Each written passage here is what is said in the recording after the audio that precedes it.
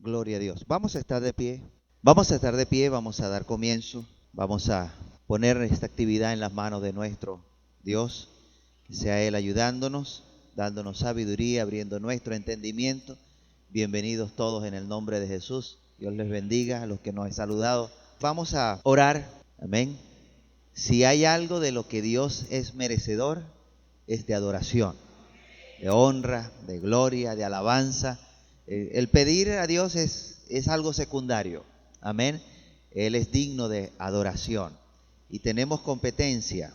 Allá en el cielo hay seres que no cesan de alabarle todo el tiempo, de darle alabanza, de darle honra. Él es digno de adoración. Entonces vamos a orar, vamos a ponernos en las manos de Dios. Padre nuestro que estás en los cielos, te damos gracias en esta mañana. Gracias porque una vez más, Señor, podemos estar en este lugar. Gracias porque nos das el privilegio, Señor, de reunirnos en el nombre de tu santo, amado Hijo Jesús. Gracias, Señor, porque nos has dado un día más de vida en tu misericordia, en tu bondad para con cada uno de nosotros. En esta mañana, Señor, yo te pido que seas tú tomando el control de esta actividad. De lo que hagamos, Señor, en este lugar sea para honra y gloria de tu gracia. Abre nuestro entendimiento, Señor, danos sabiduría. Oh, glorifícate de una manera especial. En el nombre de tu amado Hijo Jesús. Estamos esperando, Señor, de ti en esta mañana. Que seas tú, Señor, bendiciéndonos, tratando con nuestra vida, con nuestro corazón de una manera especial. Para honra y gloria de tu gracia, Señor. En el nombre de Jesús, en el nombre de Jesús, en el nombre de Jesús. Aleluya, aleluya, aleluya. Tome por favor asiento. He procurado buscar la forma de que, aunque no haya estado los anteriores, usted pueda entender lo que vamos a conversar. Sin embargo, debe partir del principio que a algunas personas le ha sido un poco difícil entender, pero hay un principio y es que Dios tiene espíritu. Amén. Dios tiene espíritu y para algunos ha sido difícil esto de entender, inclusive nos han estado tildando de trinitarios, de dualistas y de tantas cosas. Porque lamentablemente cuando escuchan algo que es diferente a lo que ya han escuchado, no se molestan en buscar en las Escrituras si lo que estamos diciendo es verdad o es mentira. Amén. Comprobar por las Escrituras. No es simplemente rechazar lo que se escucha, sino comprobar si lo que se está diciendo es verdad. Amén. Y es uno de los temas que tiene bastante material donde mostrar y demostrar que lo que estamos hablando está apegado a las Escrituras. Y vamos a hablar hoy y mañana. No vamos a terminar el tema hoy, va a ser un solo tema corrido. Vamos a hablar bajo el título Por el Espíritu. Dame la primera, por favor. Por el Espíritu. Con ese tema vamos a estar trabajando, porque a veces cuando vemos que algo ocurre, cuando vemos que algo pasa, cuando vemos que algo existió, está, muchas veces no sabemos cómo llegó a ser o cómo llegó a estar, cómo llegó a existir. Por ejemplo, si nosotros vemos estas columnas, estas paredes, este piso, ¿cómo llegó a estar esto aquí? ¿Cómo llegó a existir esto aquí? Alguien tuvo que trabajar, ¿verdad? Entonces, los primeros que vamos a meter son los trabajadores. Por ejemplo, el hermano Herrera, el hermano Ángel, el hermano Prada, que son de los varones que tienen años acá. Había un día, por ejemplo, como el que viene 18, pasando mañana, que era día de fiesta, y ese día las hermanas se reunían, hacían un buen sancocho y venía un poco de hermanos a trabajar y a batir mezcla, a pegar bloque y a frizar. Pero detrás de ese poco de trabajadores había alguien que coordinaba. Amén. Y detrás de ese que coordinaba había alguien que ponía el sentir. Alguien le preguntó una vez al hermano Peña, ¿de dónde sacó este modelo? Y él llegaba y bajaba y pasaba horas aquí viendo y orando y viendo. Vamos a hacer ahora esto aquí. Y esa parte nadie la ve. Uno ve el trabajo, pero lo que está detrás, esa es la que nadie ve. Bueno, nosotros hoy, llevando esta idea a la creación, esta idea a la creación inclusive de nosotros vemos ahorita, ¿cómo nació usted? ¿Cómo nacimos? Bueno, lo primero que se nos viene a la cabeza, papá y mamá. Pero si nosotros nos llevamos a la raza humana, ¿cómo apareció acá la raza humana? ¿Qué ha escuchado usted? Bueno, Dios se dobló y agarró con sus manos polvo y formó al hombre de la tierra con sus manos, ¿cierto? ¿Y eso lo dice la Biblia? ¿Eso lo dice la Biblia? Vamos a buscarlo. En realidad, las cosas que hoy conocemos están en la palabra de Dios porque Dios las reveló. Porque Dios la dio a conocer cuando allá en el principio Él creó las cosas. ¿Quién estaba con Él? Cuando Él empezó a hacer la creación, ¿quién estaba con Él? Bueno, el libro de Proverbios capítulo 8 dice, yo estaba con Él, ahí estaba yo, porque Él ya me había creado. Yo estaba ahí con Él y era su delicia. Amén. Y era su delicia. Imagínense, allá cuando empezó toda la creación, cuánto tiempo, cuánta planificación, cuántas cosas hizo Dios. Eso nunca lo llegaremos a saber. ¿Cuánto piensa Dios en nosotros? Eso nunca lo llegaremos a saber. Amén. ¿Cuánto se ha preocupado Dios por cada uno de nosotros que somos parte de su creación? Si no se olvida de las aves, no se olvida de ninguno de los animales que dio la orden que se formaran en esta tierra, ¿cuánto más de nosotros? No se olvida. ¿Cuánto piensa Dios en nosotros? Amén. Tanto así que todo lo que ha provisto, todo lo que el ser humano tiene a su alrededor, es para el provecho del ser humano. Pensado y planificado para el ser humano, físicamente.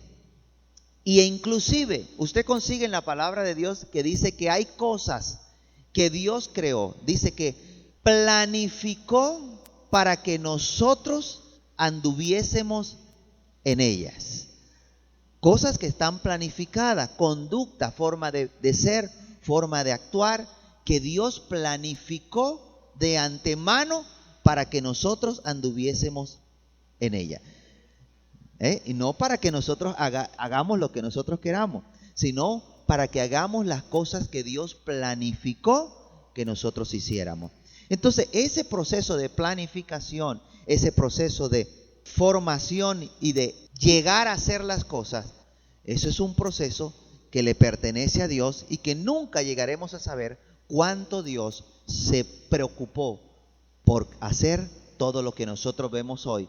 Y que, como dice un dicho, lo que nada nos cuesta, hagámoslo fiesta. Y eso es lo que ha hecho el ser humano con la creación. Como no le costó, hagámoslo fiesta. Hagámoslo fiesta. Vamos a empezar entonces. Vamos a hablar de la creación. Génesis capítulo 1. Si vemos el proceso de la creación, allí ¿usted le parece que hay orden en esa foto? ¿Qué figura puede haber allí? Usted puede ver allí tierra, cielo, nube, unos más claros, otros más oscuros. Pero si yo le digo, ahí pareciera que hubiese como mar, ¿no? Pareciera agua. Es una foto, a pesar de que es una foto, la figura está un poco distorsionada, que pareciera que fuese agua que vienen hacia acá, hacia la tierra. Resulta que cuando Dios creó las cosas, Génesis capítulo 1, versículo 1 al 2. Ahí está, en el principio creó Dios los cielos y la tierra, y la tierra estaba desordenada y vacía. No voy a entrar hoy en detalle de por qué estaba desordenada, por qué estaba vacía, porque Dios no crea nada desordenado, Dios todo lo que hace lo hace ordenadamente. No vamos a entrar en ese detalle. Vamos a concentrarnos acá.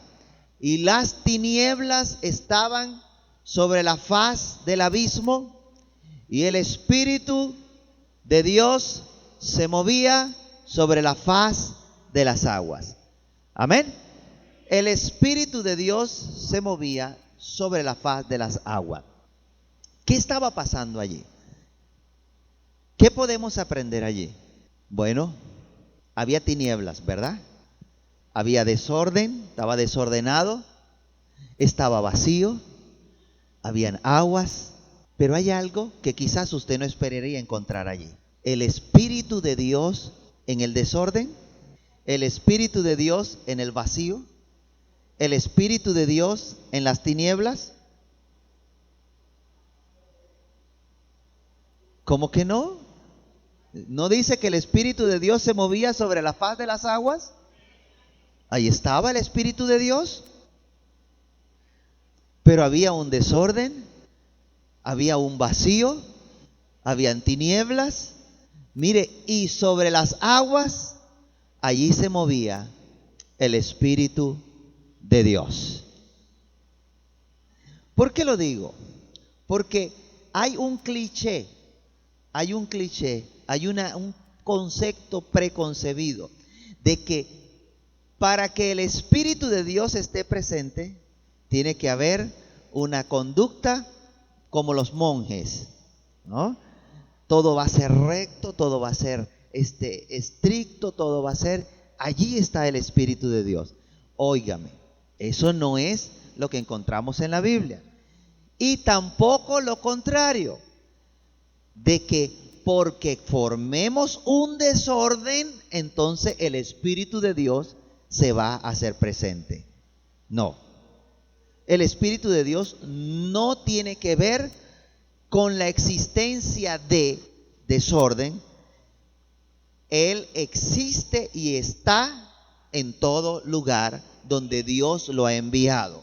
Amén. El Espíritu de Dios existe y está en todo lugar. Por eso, imagínense que en medio de las tinieblas el Espíritu de Dios no pudiese entrar. ¿Qué haría el diablo? Haría desastre. Claro, cuando cae la noche y está nublado, se oscurece la luna, queda todo en tinieblas. Si en las tinieblas no existiese o no estuviese el Espíritu de Dios, las noches serían insoportables. Serían insoportables porque saldrían los espíritus inmundos a hacer desastres. ¿Ve? Entonces, ese concepto, y que hablábamos en el mes de febrero, en carnavales, hablábamos ese concepto de que cuando vemos la oscuridad, lo asociamos con el enemigo. Y cuando vemos la claridad, lo asociamos con Dios. Hay que revisarlo muy bien en nuestra mente, porque eso no es verdad. Claro, el Espíritu de Dios está en todos lados. Sea tiniebla o sea luz, el Espíritu de Dios está en todo lugar. ¿Qué diferencia va a haber? Muchísima, porque entonces cuando hablamos del Espíritu de Dios y hablamos de Dios como ser, ya allí es totalmente diferente. Cuando hablábamos en el mes de febrero, que hablábamos de las características de Dios, decíamos que Dios es luz, ¿cierto? Y que no hay ninguna tinieblas en Él. En Él no hay tiniebla. Y donde llega Dios, pues allí llega la luz. Pero otra cosa diferente es donde va el Espíritu de Dios, que es enviado a todo lugar. ¿Quién creó la luz? ¿Y quién creó las tinieblas? Ahora, ¿Dios creó algo donde no puede estar? No, no. Aún en las tinieblas, el Espíritu de Dios se mueve. Amén. Aún en las tinieblas, el Espíritu de Dios se mueve. Aún mire, qué más desorganizado, qué más desordenado que algo por lo cual haya pasado un huracán. que hace destrozo, tumba, rompe, daña. Y ahora significa que en ese desorden allí no va a estar el Espíritu de Dios. Bueno, Dios se hace presente en ese lugar. Y no solamente se hace presente para ayudar a las personas y fortalecer a la persona. Vamos a ver más adelante que es cuando más necesita ese lugar la presencia del Espíritu de Dios. Ya lo vamos a ver más adelante. Entonces, había desorden, había vacío, había tinieblas, había agua, y entonces allí el Espíritu de Dios se movía. Si eso no fuese así, al llevarlo a nuestra vida espiritual, ¿quién llegó al Evangelio y era santo, santo, santo? Ninguno. ¿Y qué fue lo primero que pasó en su vida? Cuando usted escuchó la palabra de Dios, ¿verdad? Esa palabra que es viva y eficaz, por el Espíritu de Dios, penetró en su corazón y empezó a obrar y a hacer efecto, a redarguirle, de tal punto que usted dijo: yo quiero arreglar mis cuentas con Dios. Siempre estuvo allí. ¿Qué pasó? ¿Cuál fue la diferencia? Que usted le dio cabida a la palabra de Dios. Que usted escuchó la palabra de Dios, entonces el Espíritu de Dios redarguyó su mente, su corazón, y empezó a trabajar en su ser. Allí empezó el cambio que le ha llevado hasta lo que usted es hoy. Amén. Donde poco a poco Dios ha ido trabajando por medio de su Espíritu, con el corazón suyo, con su espíritu, su conducta, sus acciones. El Espíritu sigue trabajando. Aun cuando nosotros queramos caminar chueco, el Espíritu sigue trabajando allí. Dame la siguiente. ¿Qué era lo que no había allí? No había pecado. Y esto es importantísimo que lo sepamos. Había desorden, había vacío, había tiniebla, pero no había pecado. ¿Por qué no había pecado? Porque el pecado es el resultado de una conducta, de unas acciones. ¿Cuántos seres humanos habitaban la tierra en ese tiempo? Nadie. Aún no había sido creado el ser humano. No había pecado en el mundo. ¿Ok? ¿Qué fue lo que pasó entonces? Como no había pecado, el Espíritu de Dios andaba libremente allí en ese lugar, por toda la creación. Y ya vamos a explicar algo un poquito más complicado. Dice la palabra de Dios en Romanos 5:13, dice: antes de la ley había pecado en el mundo, pero donde no hay ley no se inculpa de pecado. Ojo, pero el hecho de que cuando no hay ley no se inculpa de pecado no significa de que no existan cosas malas. Antes de la ley, antes de Moisés, ¿cuánta gente existió? ¿Cuántas personas habían vivido? Un montón. Y dice que antes de la ley ya había pecado. Un pecador de antes de la ley. Nómbreme un pecador de antes de la ley. Caín. Ese no lo va a olvidar nadie. Caín fue uno de los primeros que hizo daño aquí en la tierra. Y Dios se enojó. Y Dios le llamó la atención y Dios lo castigó porque hizo mal delante de los ojos de Dios. Amén. Pero Caín dijo unas palabras que están más adelante, que usted quizás la ha leído y no le ha prestado atención. Porque Caín le tocó huir, le tocó irse. Porque allí entonces hay una diferencia. El bien y el mal no pueden cohabitar. El bien y el mal no pueden cohabitar.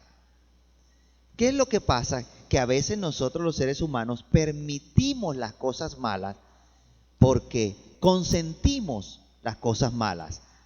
¿Ok? Porque a veces quizás quisiéramos hacerlo, pero no nos atrevemos a hacerlo. Pero el bien y el mal no pueden cohabitar. Y Caín inmediatamente fue separado. Él no volvió a ver a su papá y a su mamá. separados. ¿Ok? Y yo no le voy a decir que Adán y Eva eran dos angelitos después que salieron del huerto, pero Caín hizo algo más fuerte que le impedía andar juntos. Dame la siguiente. Esto es lo que pasó. Vuestras iniquidades han hecho división entre vosotros y vuestro Dios, y vuestros pecados han hecho ocultar de vosotros su rostro para oír. Aparece acá una palabra que es ocultar. Vamos a llevarlo otra vez al ser humano. Cuando el hombre y la mujer pecaron en el huerto de Edén, ¿qué fue lo primero que hicieron? Se ocultaron, se escondieron. Amén. Pero ellos lo que no sabían es que automáticamente al pecar, Dios se oculta de la persona. Ellos no tenían necesidad de ocultarse, porque Dios se ocultó para ellos.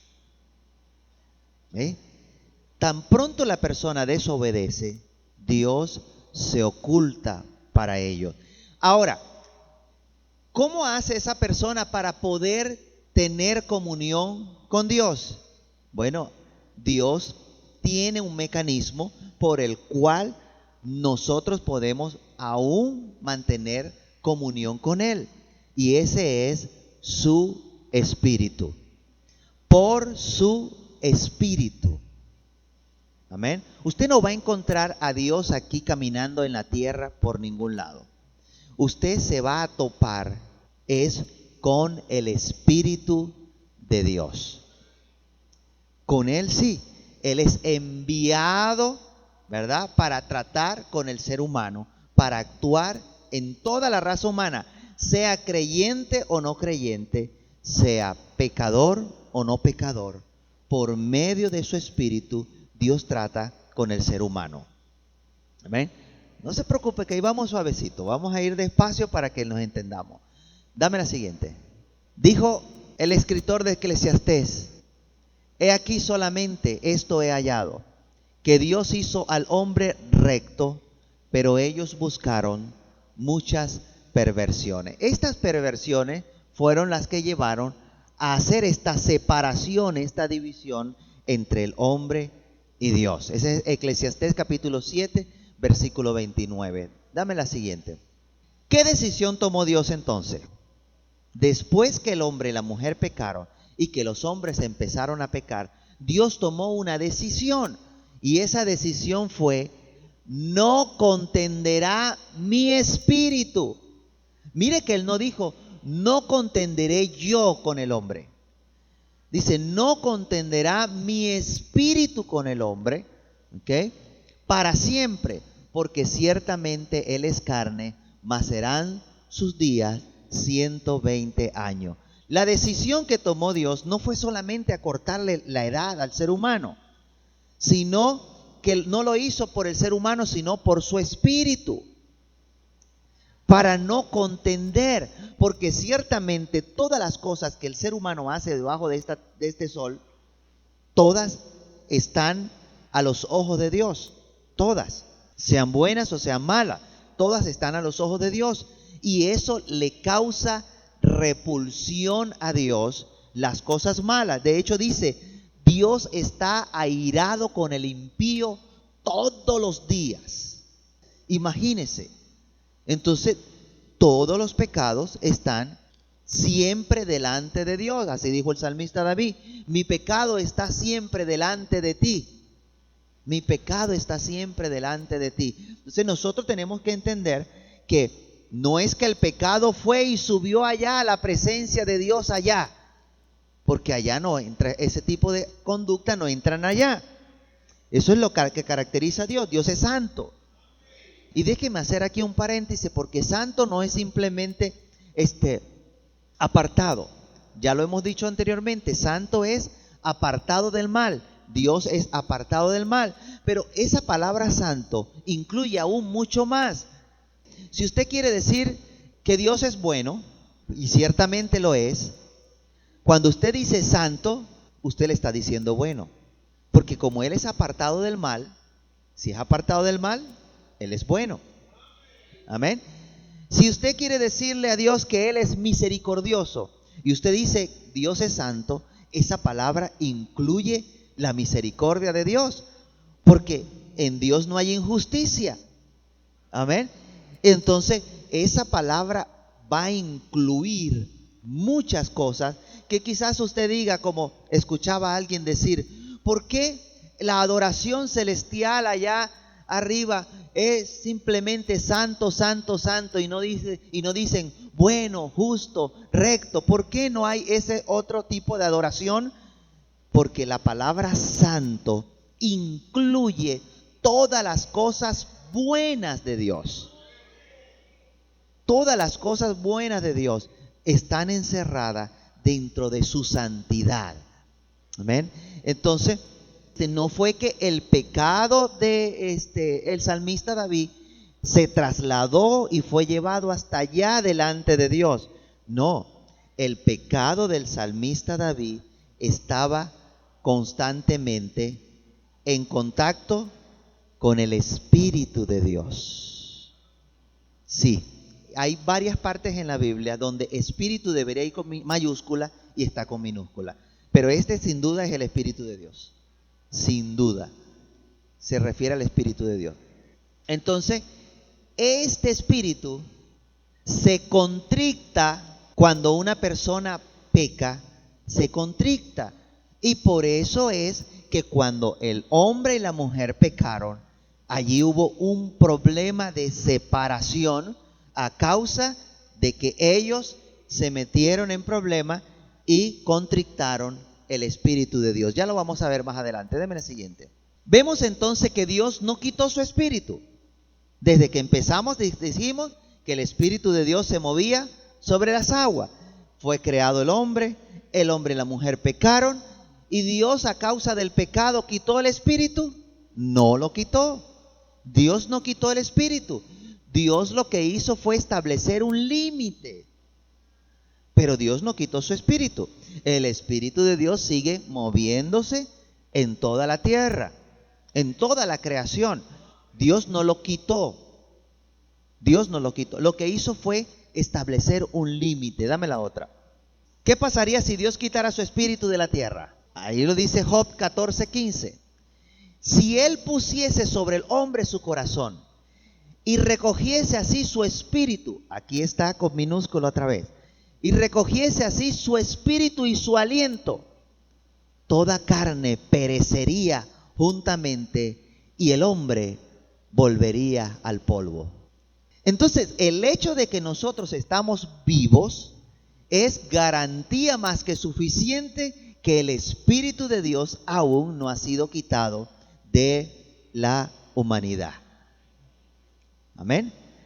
Ahora, hay que hacer una diferencia. Una cosa es que el Espíritu de Dios se mueva aquí en este lugar, y otra cosa es que el Espíritu de Dios se mueva dentro de la persona. ¿Ok? Son dos cosas totalmente diferentes. Dos cosas totalmente diferentes. ¿Ok? Por eso el coro que cantamos, en el principio el Espíritu de Dios se movía sobre las aguas, pero ahora se está moviendo dentro de mi corazón. Porque una diferencia grande cuando se mueve allá afuera y otra cosa es cuando se mueve dentro de nosotros. Entonces, si Dios decidiese quitar su Espíritu, esta creación desaparecería. Inmediatamente desaparece. Depende la creación de Dios, depende del Espíritu de Dios. Ya lo vamos a ver. Dame la siguiente. No es necesario quitar el Espíritu de Dios, porque el Espíritu de Dios se mueve inclusive aún en lo que está desordenado, en lo que está vacío. No para dejarlo como está, sino para transformarlo. Esa es una función clave y principal del Espíritu. No es para que, simplemente yo recibí el Espíritu y ya soy salvo, chévere ya. No, el Espíritu de Dios, la función que tiene tanto dentro de nuestras vidas como fuera de nuestras vidas es transformar. Transformar. Y eso es algo que nosotros debemos asimilar de que la función más grande que tiene el Espíritu de Dios es hacer transformación, transformar. Para eso Dios lo envía, para transformar. Es que el Espíritu son las arras de nuestra herencia hasta la posesión adquirida. Sí, cierto, eso es verdad. Pero de nada vale que nosotros recibamos el Espíritu, tengamos el Espíritu y no le permitamos al Espíritu hacer la transformación que Él viene a hacer en nuestras vidas.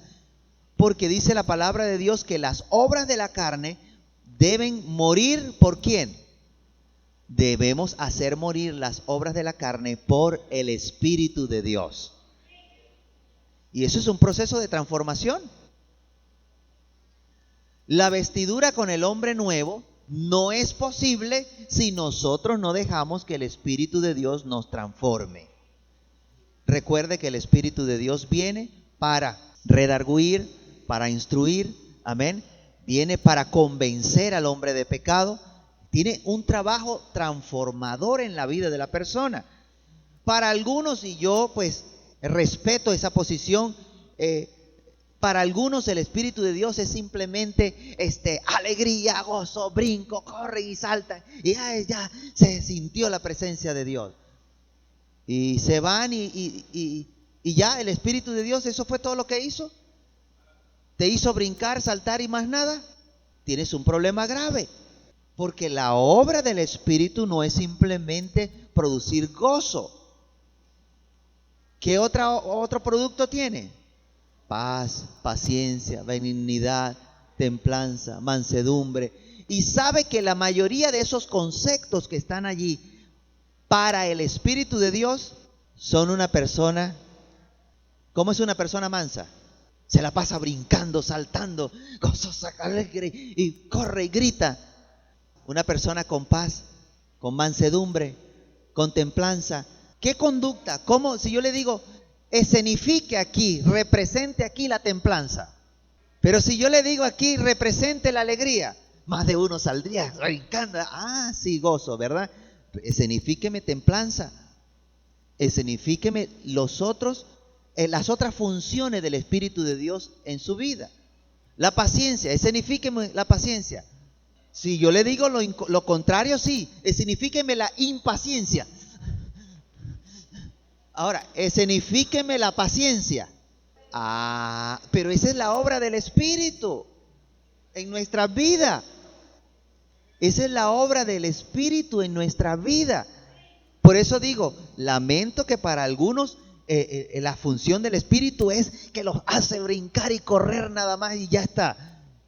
Pero esa no es la función en realidad del Espíritu. Él viene para transformar nuestras vidas en lo que no éramos en el mundo. Si usted era un impaciente, ahora aprende la paciencia. Si usted no tenía dominio propio, entonces ahora empieza a tener dominio propio. Si usted, mire, esa obra transformadora que hace el Espíritu de Dios en nuestras vidas.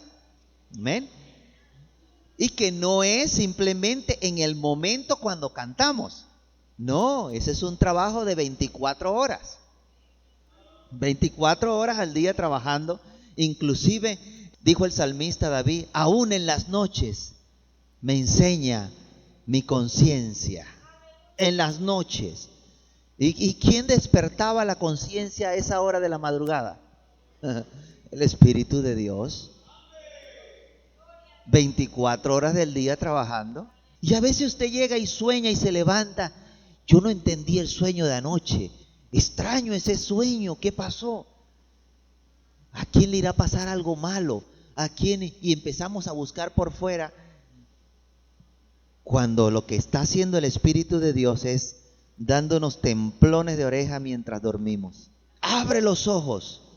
Porque es el trabajo. Y mientras duerme usted no está brincando.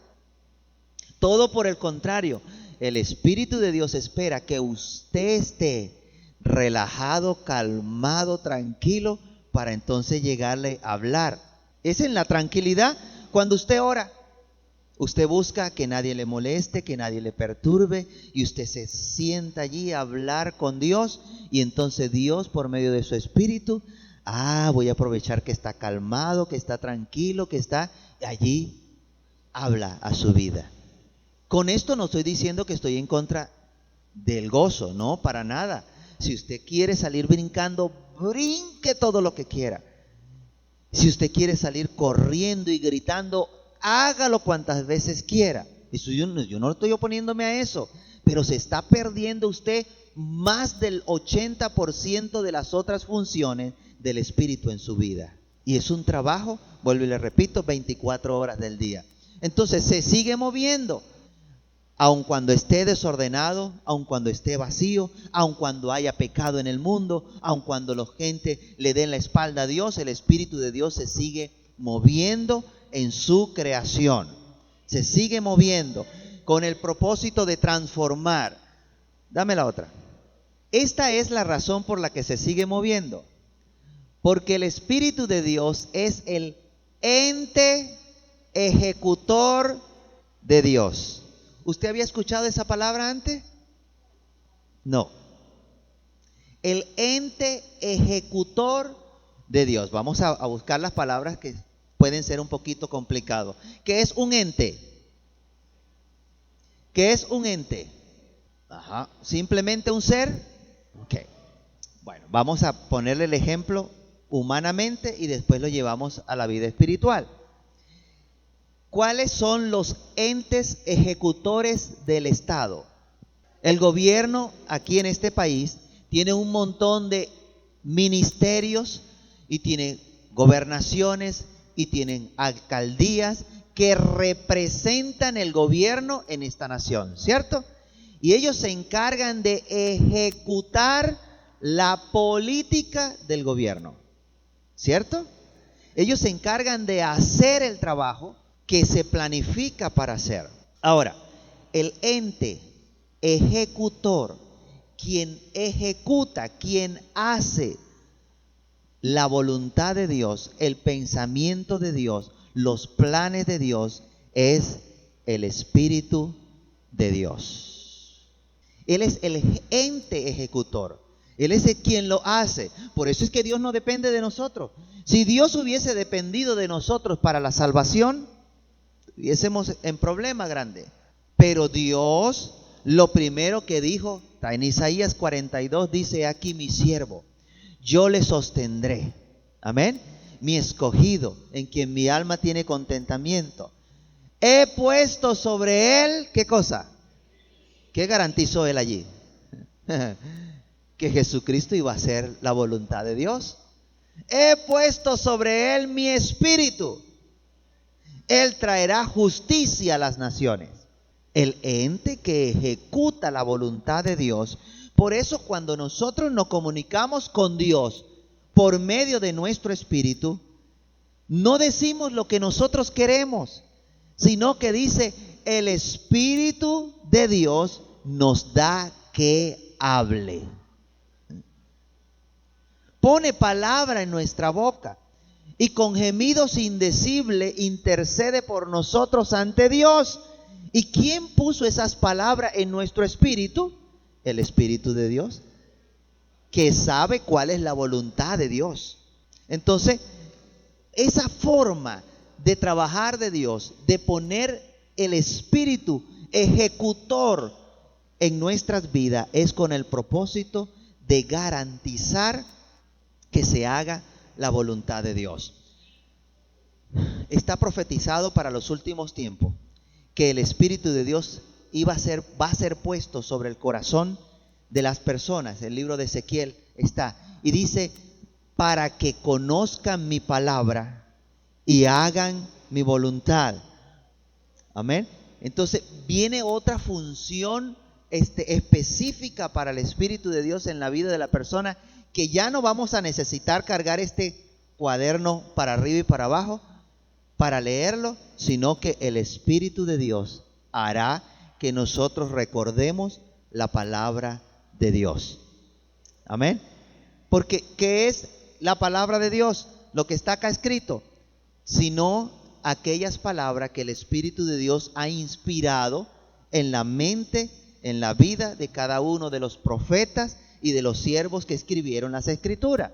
Esa es la palabra de Dios, lo que Dios mandó a decir por medio de sus profetas, como vamos a ver más adelante. Hay otra allí, dale otra vez al botón. Mire lo que dice el libro de los Salmos, capítulo 104, versículo 30.